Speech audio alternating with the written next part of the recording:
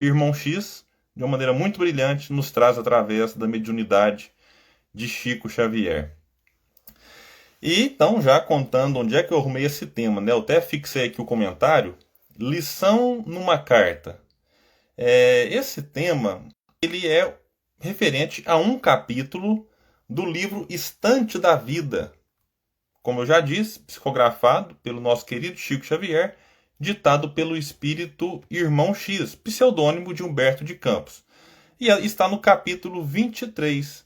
Depois, quem quiser acompanhar com calma, esse livro eu adoro. Nessa pandemia eu fiz várias lives, né, sobre diferentes capítulos deste livro. Quem quiser acompanhar depois, eu deixo até um convite, aproveitando o espaço, para que conheçam o canal, né, o meu canal no YouTube, William Jacob, canal exclusivo para eu publicar lá as lives que eu participo, os estudos que eu faço, algumas reflexões curtinhas, o Café com Espiritismo. Então esse espaço lá é um espaço exclusivo para divulgação, né, das minhas participações, né. Começou durante a pandemia e vou permanecer depois da pandemia também. E lá eu criei uma playlist chamada Humberto de Campos. Então, tudo aquilo que eu falo relacionado a alguma obra de Humberto de Campos, eu coloquei nessa playlist. Depois é só ir lá então e acompanhar. Então, livro Estante da Vida, capítulo 23. Antes de eu ler alguns trechos aqui, não vou ler o capítulo todo para não cansá-los, é bom a gente destacar alguns detalhes. Primeiro, sempre que a gente for olhar para qualquer lição de Irmão X, a gente tem que tomar cuidado para não ficar só enaltecendo a inteligência desse espírito, a capacidade literária, né, a sua desenvoltura como escritor. Porque senão a gente lê e fala, nossa, mas Irmão X é maravilhoso, Irmão X é isso, Irmão X é aquilo. E perde a essência, perde o conteúdo, perde aquilo que ele tinha a intenção, que é nos provocar reflexão. E aí é o segundo ponto que eu quero dizer. Diante da reflexão que a gente vai tendo ali, é importante observar quais semelhanças o personagem central da lição tem com a gente. Quais as similitudes entre os personagens que ele se utiliza. Eu não quero entrar aqui se são personagens fictícios, se são personagens reais, enfim. Mas é importante a gente olhar para a lição, olhar para o personagem e se perguntar, falar, opa, eu pareço com ele? Integralmente não tem jeito, nós somos diferentes. Não existe, pode ser irmãos gêmeos, né, vivendo no mesmo meio, na mesma época, com a mesma roupa, na mesma escola, obviamente, né, filho dos mesmos pais, no mesmo ambiente, eles serão diferentes. Então, mas algumas semelhanças têm. Então é importante observar o que nessa história tem a ver comigo. E a partir disso buscar a lição prática, que é a vivência daquilo que Humberto de Campos nos traz. E esta lição do capítulo 23, ela é dedicada, e aí agora isso aqui vale para todos nós, né? Ela é dedicada para quem vive deixando as coisas para depois. Eu vou explicar mais no final, mas sabe aquela coisa assim, aquele projeto que a gente tem de vida, e a gente fala assim, não, depois que eu casar eu realizo esse projeto. Bom, tudo bem, talvez se o seu projeto é ter filhos e você não quer ter filhos enquanto solteiro, tudo bem, depois que casar você tem, mas tem projetos que a gente vai adiando que não precisaria ser nessas circunstâncias. E aí a gente casa, e aí falei agora, vamos colocar em prática aquele projeto? E o projeto pode ser um estudo que você não fez antes, uma nova faculdade, mudar de emprego, mudar de profissão, quer arriscar uma nova meta de vida aí, né? Esse projeto pode ser fazer parte de uma instituição religiosa, por que não? Fazer parte de um trabalho voluntariado, ou criar um compromisso, por exemplo, de ajudar o Fraternidade Sem Fronteiras. Então a gente vive deixando muitas coisas para depois. É claro que tem coisa que tem que ficar para depois. Eu, por exemplo, estou morrendo de vontade de participar de uma corrida. Eu sei que o Renner também gosta, né? E às vezes eu olho assim e falo, nossa, mas que saudade de correr, de estar ali naquele bolsão de largada, e depois eu me imagino chegando da prova na corrida. Eu vou ter que deixar isso para depois, porque na pandemia é de bom tom que a gente evite aglomerações, evite estar em contato com muitas pessoas. Então, tem coisas que, de fato, a gente não pode fazer agora. Eu gostaria muito, por exemplo, de viajar para a Europa agora. Né? Primeiro que falta recurso financeiro, e outro que falta também possibilidade por conta da pandemia. Mas tem coisas que, poxa, a gente pode fazer. Não agora, porque às vezes tem algumas decisões que levam, sim, um certo tempo para concretizá-la. Mas por que não dar início a esse processo, né, que vai culminar lá na frente com uma mudança grande neste momento? Porque às vezes eu sempre brinquei nessas palestras, porque a gente deixa muitos planos para quando aposentar. A aposentadoria é o sonho de muita gente, né? E eu sei que cada vez está ficando mais complicado aposentar. Mas a gente vai adiando, né? Não, quando eu aposentar, aí eu vou fazer um trabalho voluntário. Quando eu aposentar, aí eu vou praticar uma atividade física.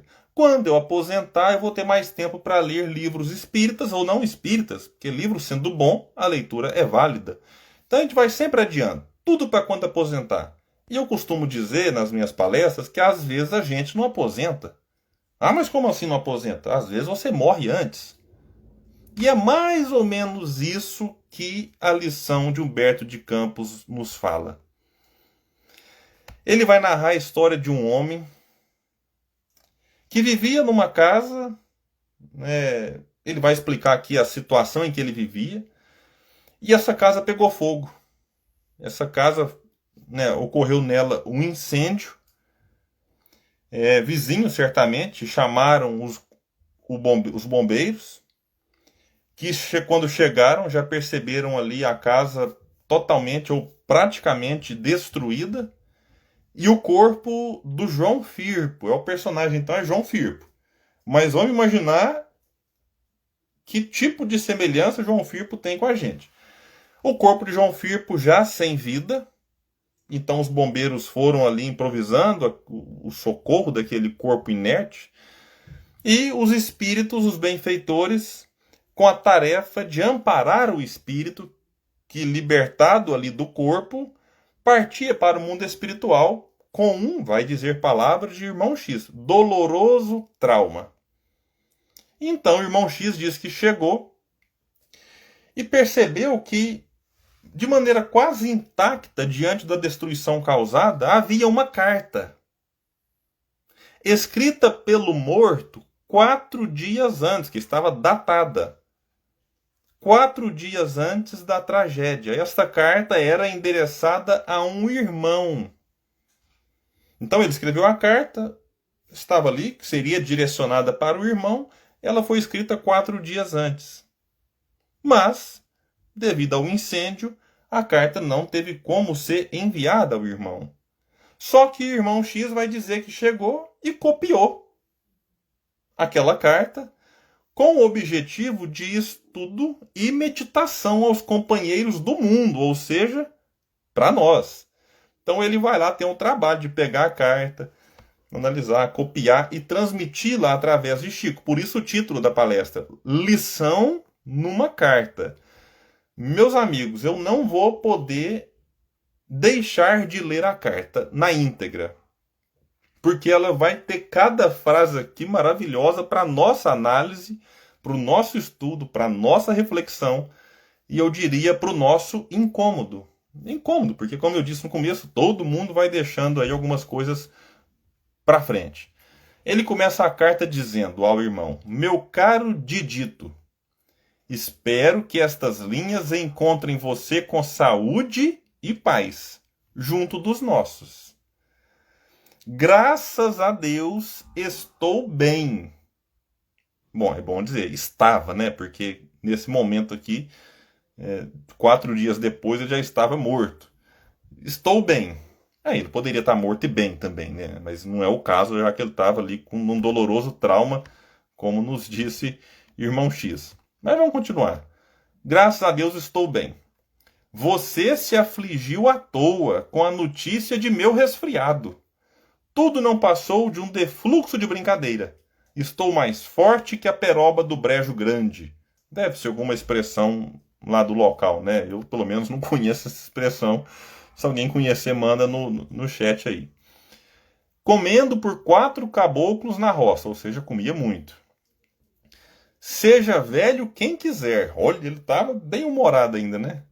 Com os meus 67 janeiros, não passo sem banho no rio e tutu no prato. É uma linguagem ali bem, né, bem íntima, dos dois mesmo. Olha o detalhe agora. Moro sozinho porque não nasci para confusão. Então é alguém que já dava sinais aqui de não querer muito contato, não querer muita vida em sociedade. Gente, se vocês escutarem alguma vaca berrando, é que eu estou na fazenda. Eu até expliquei pro pessoal mais cedo que pode ser que a internet caia, que a energia caia e eu suma e desapareça, mas não é por conta de desencarnação, é por conta de energia e ou internet, né? Então barulho de vaca, de galo que canta fora de hora, faz parte aqui do pacote, né, do combo. Não se assustem, né? Ah, parece uma vaca berrando? É realmente uma vaca berrando. Então, diz aqui: moro sozinho porque não nasci para confusão. Dona Belinha vem diariamente fazer minhas refeições, assear a casa e isso chega. Então eu morava sozinho, mas precisava de alguém para vir ali cuidar da casa, né? Agora aqui é um detalhe interessante demais. Diz ele: sobre o caso do sonho que você teve comigo, conforme seu conselho, olha o detalhe, o irmão sonhou com ele. Sobre o caso do sonho que você teve comigo, conforme seu conselho, fui à reunião espírita no sítio do Totonho. A mulher dele é médium de verdade. Há muito tempo eu não assistia a uma incorporação tão perfeita. Então nos deixa claro aqui que era alguém familiarizado com o espiritismo, já que há muito tempo não assistia uma incorporação tão perfeita. Então era, não sei se era espírita, mas pelo menos simpatizante era, já que nenhum que não simpatiza com a doutrina não vai a uma reunião espírita, né? E olha o detalhe, realmente a mãe falou por ela. Meus amigos, vamos com calma. A mãe deles, desses dois, o recém-desencarnado e o irmão que receberia a carta, se comunicou através de uma médium e ele reconhece a veracidade da comunicação. Então não era uma comunicação que ele desacreditava. Ele acreditou totalmente na manifestação mediúnica. E ele vai dizer, não tenho dúvida, aquela voz boa e cansada que nós dois não esquecemos. Então, ele reconheceu até pela voz a forma como a médium manifestava a mensagem da mãe. Coitada da mãe. Está preocupada comigo, não sei por quê. Agora a gente sabe, né? Porque que a mãe dele estava preocupada com ele. Certamente ela já tinha noção do que aconteceria. E isso Kardec trabalha no livro dos médiuns, que é uma possibilidade. Alguns espíritos, eles têm sim notícia do que vai acontecer com a gente. Eles sabem, eles têm essa condição. Só que eles não podem chegar e simplesmente falar assim: ô meu filho, a sua casa vai pegar fogo daqui 4 dias.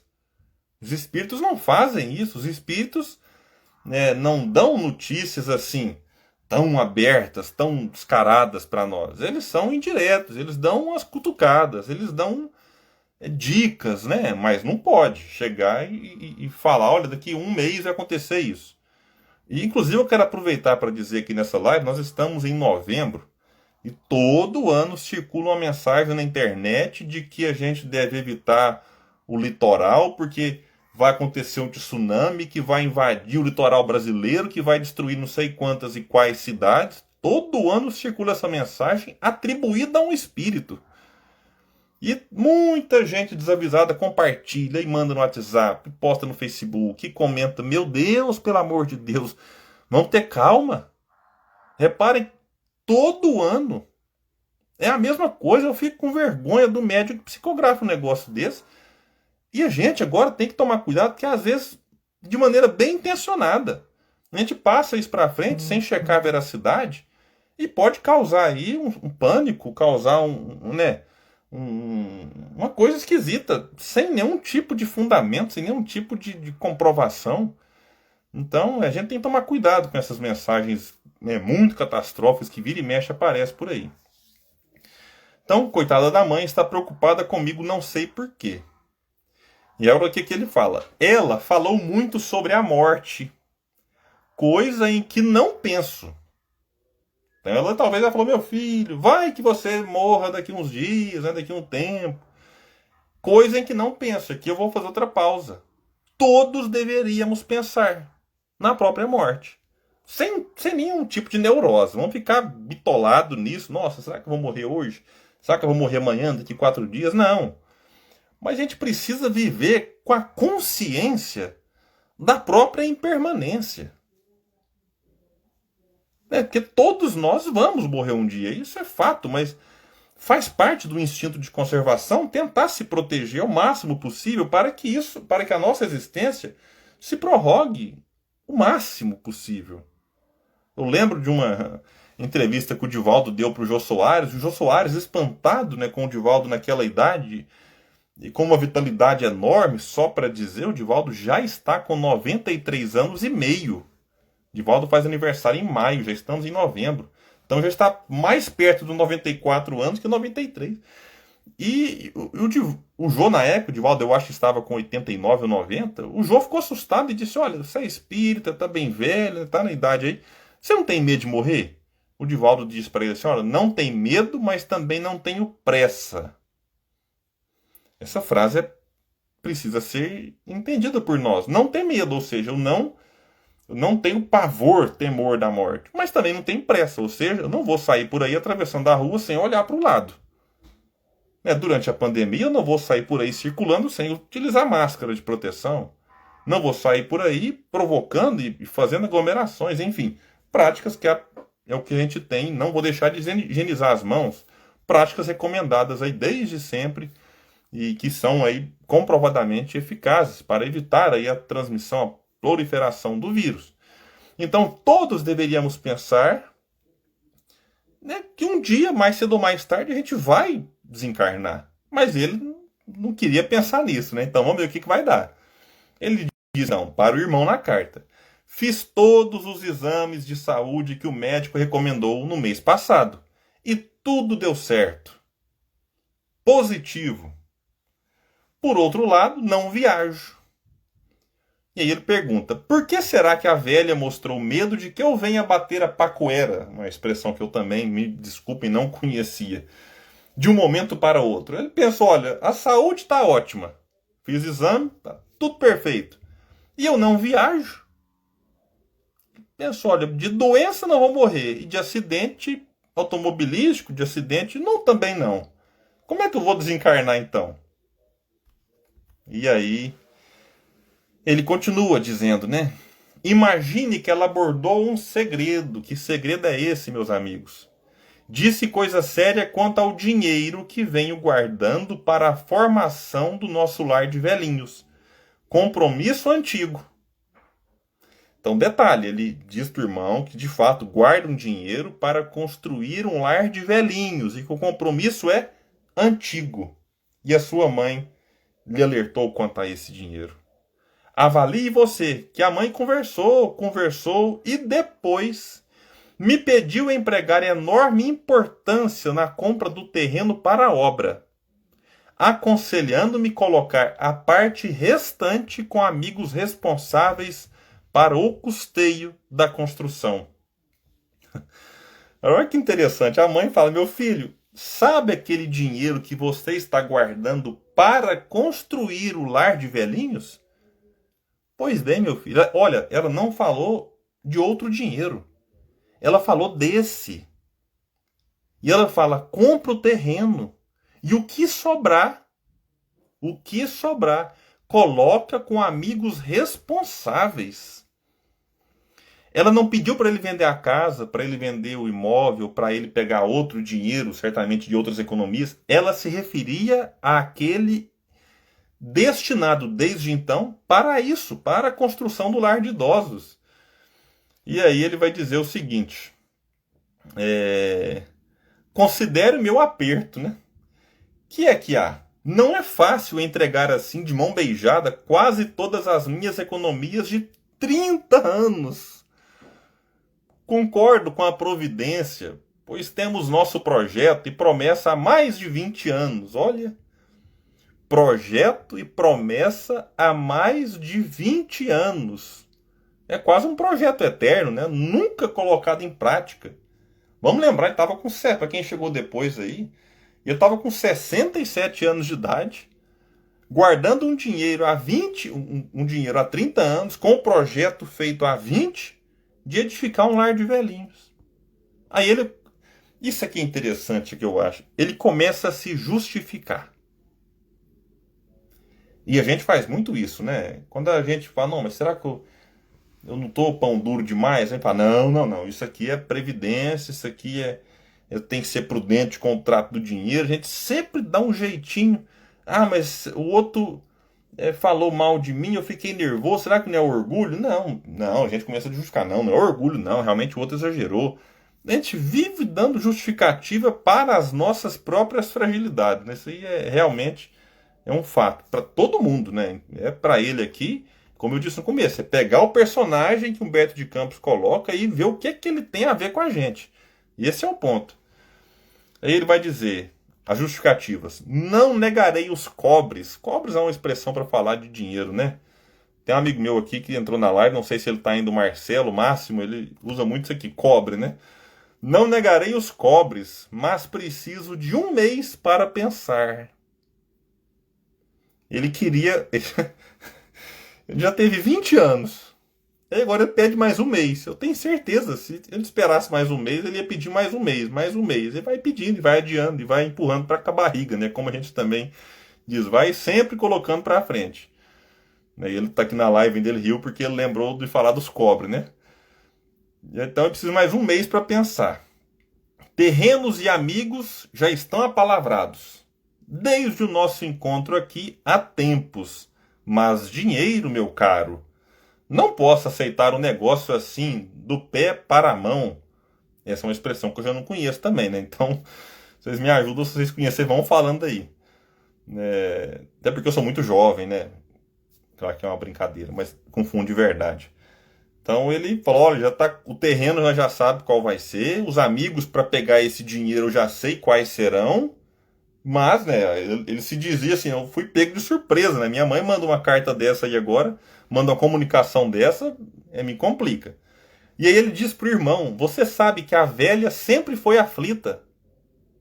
Ou seja, o problema é do outro, né? Ah, o outro aqui é apressado demais, nasceu de 6 meses, e não sei o quê. A gente vive, né, falando isso também.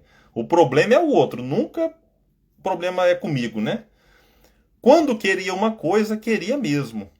Tenho conservado minhas economias com cautela. Detalhe, não confio em bancos e em mãos dos outros. Aí vocês começam a imaginar a tragédia que aconteceu, né? Não confio em bancos e em mãos dos outros. A grana começa prometendo bons juros e depois cria pernas para correr e cair no buraco. Bom, gente, aqui ele fala uma verdade parcial, né?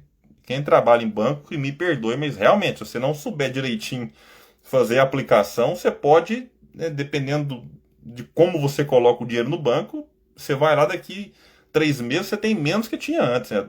Se você não colocou a juro, daqui a pouco vem tarifa disso, tarifa daquilo, manutenção, você vai lá, você tinha 200, ficou 3 meses, você já tem R$ 20, porque R$ 60 de mensalidade. Não estou aqui falando que é barato ou caro, é só uma constatação de que a preocupação dele fazia um certo sentido. Então, o que ele preferia então? Não coloca no banco. Não sei se ele também teve trauma, né, por perder dinheiro no banco, enfim. Então ele guardava dinheiro onde? Na casa. É impossível tratar de problema assim tão grave, sem prazo para refletir. Lembrando que ele está no projeto há 20 anos, né? Disse a mãe que já tive muito tempo para resolver, né? E eu acho que quem está acompanhando a live aqui deve concordar, né? Mas eu não acho, disse ele. Comunico a você que não recusarei a doação. Entretanto, o assunto não é sangria desatada. Essa expressão eu já ouvi. Gente, eu fiquei bobo de ver como é que o irmão X aqui, né, pela fotografia do Chico, eu repito isso sempre porque vai chegando pessoas na live, é bacana isso. Então o pessoal fala, que esse cara tá falando? Eu tô lendo aqui, Livro Estante da Vida, capítulo 23. Um irmão manda a carta para outro irmão. Então comunico que não recusarei a doação, entretanto o assunto não é sangria desatada. A Iraídes está achando bom, né? A Iraídes deve conhecer todas essas expressões aqui, né, Iraídes? No mês que vem, o Renner também deve, viu, Renner? Depois vocês contam aí se conhece ou não. Aí, o Marcelo, além dos cobre, fala também sangria desatada. Eu tô achando, Marcelo, que era você que aconteceu isso aqui, viu? Porque o livro foi psicografado tem uns 70 anos. Deu tempo de você desencarnar, reencarnar e... Pode ser. Então vamos lá. No mês que vem, cuidaremos de tudo. Mês que vem. Sem mais, fecha a carta. Venha, logo que possa, comer nosso feijão bravo e receba um abração do mano, Firpo. Tudo mineirês, né? Só faltou ter um nu aqui, né? Um trem aí e ficava completo mesmo. Então, finalizou a carta, assinou Firpo, que era o nome dele era João Firpo, né? Isso mesmo, João Firpo. Assinou, pegou a carta, guardou.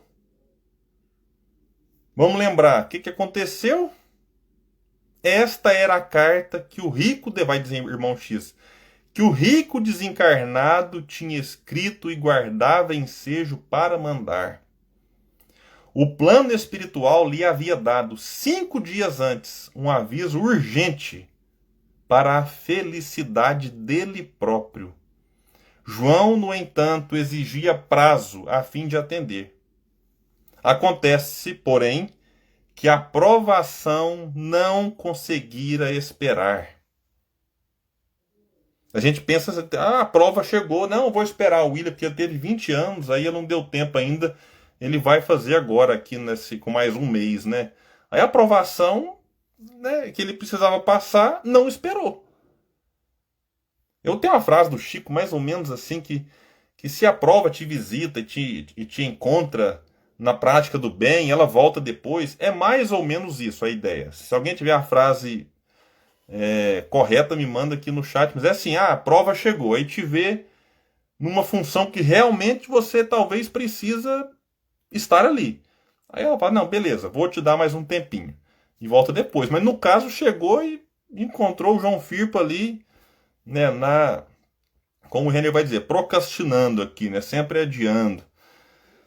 Então, um incêndio de grandes proporções no madeiramento da pequena moradia lavrara noite alta, obrigando-o a largar o corpo sufocado, sem remissão. O dinheiro a que se referira com tanto carinho, de certo jazeria ali, inteiramente queimado, porque metal não havia. De interessante nos escombros apenas a carta, que nos pareceu um recado precioso, lançado pelo livro da vida sobre um monte de pó. Meus amigos, tudo que ele juntou ao longo de 30 anos, com um projeto idealizado nos últimos 20 anos, tinha acabado. E se ele tivesse atendido o pedido, mesmo que de maneira indireta em relação à morte dele, né? Ela só, meu filho, vai que a morte te visite, meu filho, vai que você morra. Pega o seu dinheiro, compra o terreno e doa o restante para amigos cuidar da obra do lar de velhinhos. Se ele tivesse feito isso, o que aconteceria? O irmão X colocou um aviso urgente para a felicidade dele próprio. E alguém pode pensar, William, mas ele não morreu? Como é que ele vai ser feliz? Olha aqui, a Sônia mandou a frase. Quando a fatura chega, te encontra no serviço, manda a providência suspender a cobrança por tempo indeterminado. É isso mesmo. Então, são as famosas moratórias, né? O Chico dizem que ele era para ter desencarnado há mais tempo, mas de acordo com o belo trabalho que ele fazia, ele foi ficando. Divaldo Franco, dizem que ele também já está aí nas horas extras, né? porque já era para ter desencarnado, mas também pelo trabalho que vem fazendo na Mansão do Caminho, com as obras psicografadas, enfim, também alguém que recebeu aí um períodozinho extra, Raul Teixeira igualmente. Então acontece sim. Então, voltando ao que eu estava falando antes, mas William, que felicidade é essa que o irmão X se refere, já que ele morreu? E se ele tivesse doado, certamente morreria do mesmo jeito. Mas agora aquele dinheiro estaria bem empregado. Que felicidade é essa? Felicidade depois de morto? Sim. Que talvez é a maior de... Talvez não, com certeza é a maior de todas as felicidades. Gente, vamos nos imaginar na condição desse espírito. Começou a chover aqui na fazenda, se cair, você já sabe. Não foi morte minha, foi apenas energia que caiu ou a internet. Já pensou a gente? Como é que a gente chegaria no mundo espiritual diante disso? Você tem um aviso 5 dias antes, arruma 1000 justificativas, não faz aquilo que fora orientado, porque os espíritos nunca nos impõem nada, eles apenas orientam. E aí você desencarna, olha e fala, meu Deus do céu, o que eu fiz? Ou o que eu deixei de fazer? E vamos imaginar o oposto, já nos encaminhando para o encerramento. Imaginemos o oposto, se ele tivesse atendido o pedido da mãe, comprado o terreno e doado o restante para as pessoas, e agora ele desencarna, ele de repente começar a ver aquele sonho, aquilo que ele havia idealizado, projetado enquanto encarnado, ser concretizado. Imagine isso, meus amigos. A alegria que ele sentiria no mundo espiritual, vendo os frutos do seu esforço. Eu não duvido que ele juntou aquele dinheiro com muito esforço, com muito sacrifício. E você poder assistir do outro lado da vida, velhinhos desamparados aproveitando do seu próprio esforço. Então, que essa lição vivida por João, aqui repito, quem quiser pesquisar depois, capítulo 23 do livro Estante da Vida, nos ajude. Porque será que a gente tem tanto tempo para perder, para empurrar sempre para frente, para o futuro, aquilo que a gente pode começar agora? Talvez é um projeto que vai ajudar outras pessoas, como era esse, um trabalho voluntário, uma doação para Fraternidade Sem Fronteiras, uma doação para o Centro Espírita Estrada da Luz. E eu garanto que ninguém me pediu para fazer esse tipo de pedido aqui para qualquer instituição. Mesmo que não seja, como era o caso aqui, de fundar uma. Mas tem muitas instituições fundadas precisando do nosso apoio financeiro para aqueles que podem. Ou do apoio do trabalho, da doação de tempo, da energia. Seja para distribuir aquilo que outros arrecadaram, seja para pedir algo para que outros distribuam. Alguém para fazer artes com frases espíritas. Trabalho voluntário sempre existe. Em diversas religiões, se quem me assiste aqui não é espírita, busque na sua igreja, no seu templo. Ou mesmo que se quem me assiste não é religioso, caiu aqui de paraquedas por algum motivo, alguém mandou no direct e de repente passou a assistir. Mesmo que você seja ateu, mas busque se engajar em algo que possa beneficiar os outros. E busque também se engajar em algo que possa te beneficiar, uma atividade física. Uma leitura edificante. Eu estou lendo um livro, vou falar então. Estou lendo um livro maravilhoso, Viktor Frankl. Vou acabar hoje. Um dos maiores prazeres que eu tenho é quando eu acabo de ler um livro. Pode ser espírita, não tem problema. Gente, o livro se chama Em Busca de Sentido. É a experiência de um homem que viveu durante, não me falha a memória, 3 anos. Em vários, me parece, 4 campos de concentração durante o período do nazismo. E ele superou tudo isso. E ele escreve um livro que quando eu li aquilo eu tive vergonha. Eu falo, gente, o que esse homem passou e agora está aqui nos falando sobre a sua experiência para nos ajudar. Não para a gente enfrentar um campo de concentração no nazismo, não. mas para enfrentar a própria pandemia, para enfrentar a dificuldade do desemprego que visita muitas pessoas, a doença. E lá ele fala que a maior força que a gente pode ter na vida é dar sentido. E até se perguntar o que é que a vida espera de mim. Porque a gente fica se perguntando sempre assim, mas o que é que eu espero da vida? E a gente poderia inverter a pergunta, o que é que a vida espera de mim? Que contribuição que eu estou dando?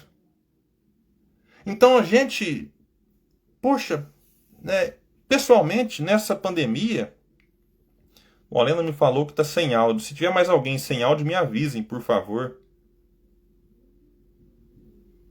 Se alguém puder aí me mandar, aí eu vejo o que aconteceu aqui. Aqui aparentemente está normal.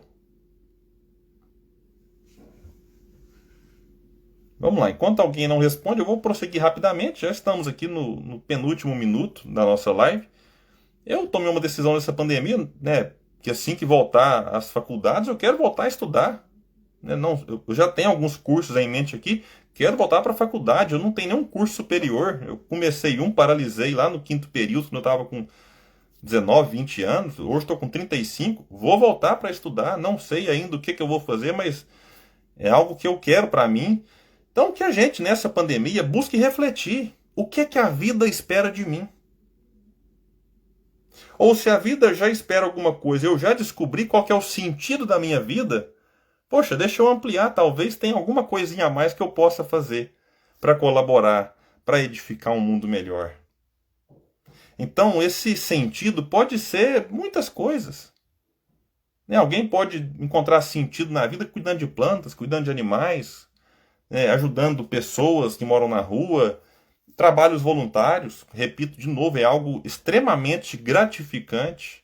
Compartilhar mensagens boas na internet, enfim, sempre há algo para a gente olhar e buscar encontrar o sentido da vida e o próprio sentido estando vivendo.